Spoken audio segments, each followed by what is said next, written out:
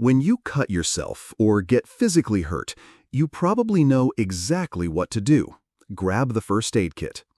But what about when the pain is inside? When anxiety hits, when fear floods in, when your mind spirals out of control? Most people freeze or shut down. But today, you're going to learn how to build your own emotional first aid kit. Simple, personal, and ready for when your brain hits its limit. This is your one change for today. Here's why this matters.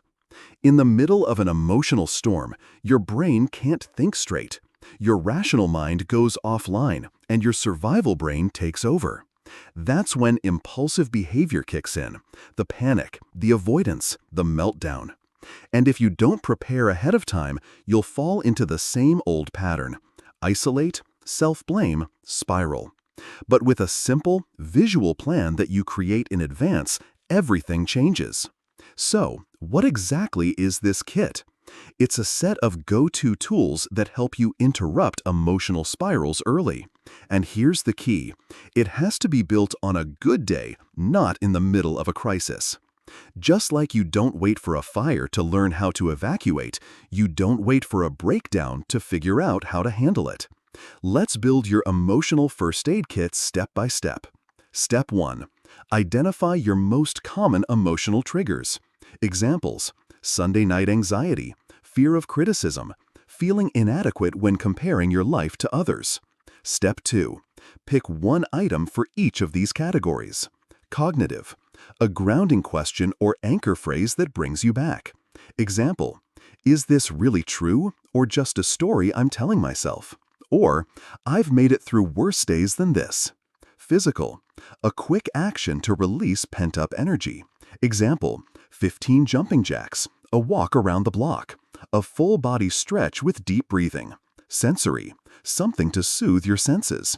Example: an essential oil, a calming playlist, the scent of coffee or rosemary, holding something cold like a chilled stone. Social, a trusted person you can reach out to. Example: a close friend, or even a voice memo you recorded on a good day, reminding your future self that it's going to be okay. Now open your Notes app and create a folder called Emotional First Aid Kit. List each of these items. Make it easy to find, especially when your mind is foggy. Let's see how this works in real life. It's Sunday night. Your mind is racing with everything that's coming up this week. Without a kit, you might scroll endlessly, compare your life to others, feel even worse, and get poor sleep. But with your kit ready, you do this.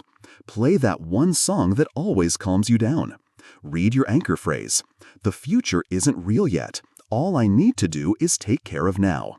Breathe consciously for 2 minutes. Text a specific emoji to your emergency contact, someone who already knows that's your code to talk. In under 10 minutes, you've shifted your entire mental state. Why does this work? Because it activates your parasympathetic nervous system, your body's natural brake. It also gives you back a sense of control. And when we feel like we have options, the crisis loses its grip. This is your one change today. Build your emotional first aid kit before the next crisis hits. Because it will hit, but you won't be caught off guard anymore. Don't wait until you're at the bottom to go looking for a ladder.